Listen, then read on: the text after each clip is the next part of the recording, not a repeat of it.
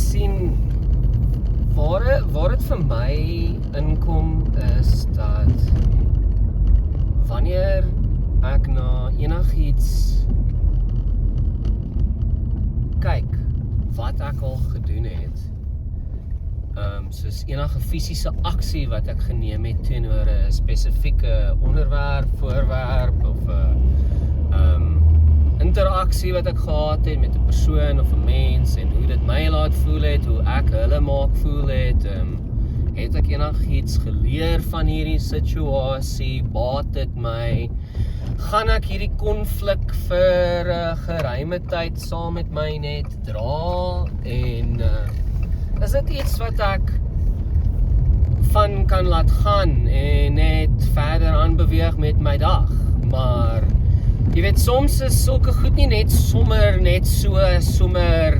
maklik nie, want baie van al hierdie elemente het soveel faktore wat daarmee verbonde is en dit voel my net soos daagliks word daar net soveel meer wow, hierso is 'n situasie hier, lyk dit my.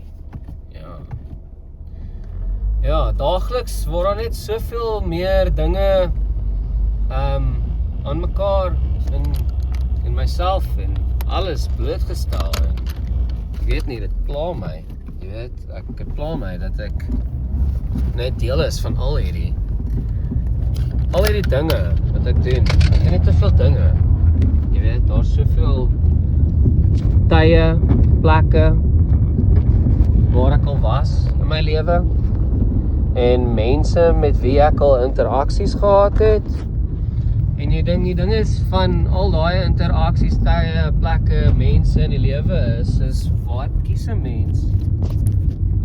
Wat 'n mens wil vashou. Jy weet, wat se tipe konflikte is in my kop.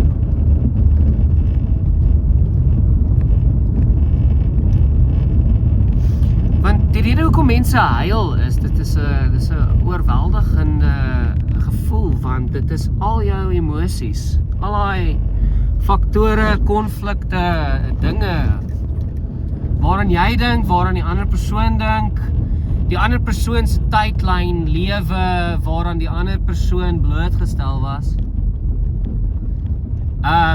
So as jy mens daai in ag neem, jou eie tydlyn, mense, dinge waaraan jy blootgestel is, en in daai interaksie wat gesê is en wat gedoen is, het alles 'n impak. So oor die algemeen probeer ek maar my lewe dirigeer met op gevoel in plaas van oppervlak, want oppervlakkig kan enige persoon vir jou enigiets sê. Mense kan enigiets doen, maar die dinge wat mense doen hulle maar net met hulle blootstelling en ervaring tot die beste van hulle vermoë. Is net soos wat jy persoonlik kan ook doen. Maar mense doen nie altyd dinge vir hulle eie persoonlike redes nie. Soms is dit die enigste ding wat jy moet doen om kos op die tafel te sit. Jy kan nie anderste nie. Jy moet dit doen of anders te sterf jy. So, dit is 'n ander aspek van hoe 'n mens hierdie hele situasie bymekaar sit. Want as jy nou in ag neem, daar is teen my liggaam, teen my blootstelling, teen my ervaring, teen my tydlyn, is hierdie spesifieke ding wat ek doen my tyd werd, my lewe werd, my identiteit werd, wie ek is. Want hoe gereeld wees jy net, soos hoe gereeld is jy, mens jy, sonder om aan enige ander dinge, dade, mense, plekke, werke te dink, waar jy net kan wees en is.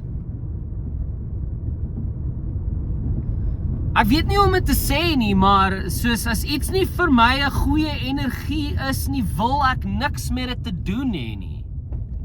Of dit op by oomblik is, of vir 'n geruime tyd, ek weet nie, soos, so vind 'n mens maar altyd uit soos, ja, en dan hierdie ding het nou my vingertjie gebrand. Okay, kan ek hierdie hanteer op 'n laer temperatuur? Ja. Okay, so die intensiteit. Maar as ek heeltyd met my hand op 'n brandplaat staan, sekerlik moet my aksies verander.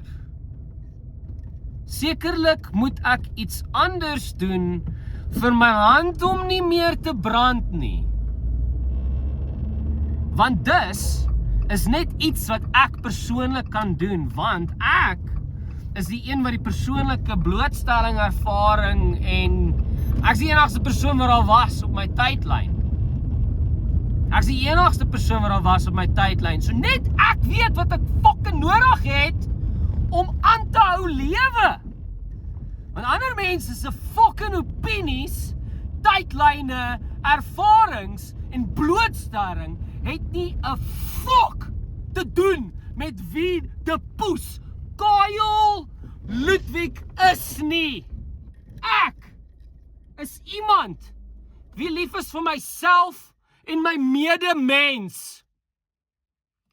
En dit voel net vir my, dit raak moeiliker, want die medemens is nie eens meer lief vir hulle self nie.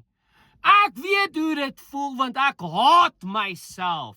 En dit is hoekom ek lewendig is. Dit is 'n onnodige gewig wat ek kies om te dra, want ek weet dit motiveer my as 'n individu om goeie dinge te doen aan ander mense, sodat hulle nie hoef nie. Ek kan dit dra, ek's okay, ek's 'n groot seun. Groot seentjies as hulle groot gewigte dra, kry sterk muscles. Myne is maar inwendig na al die trane. Al die sout wat opgegaar het. Sout van die aarde kom van die are wat al die jare in jou kop sit.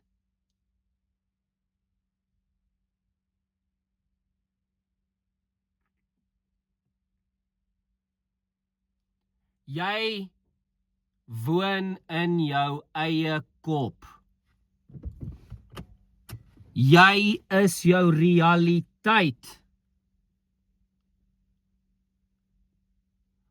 Gaan saai daar buite.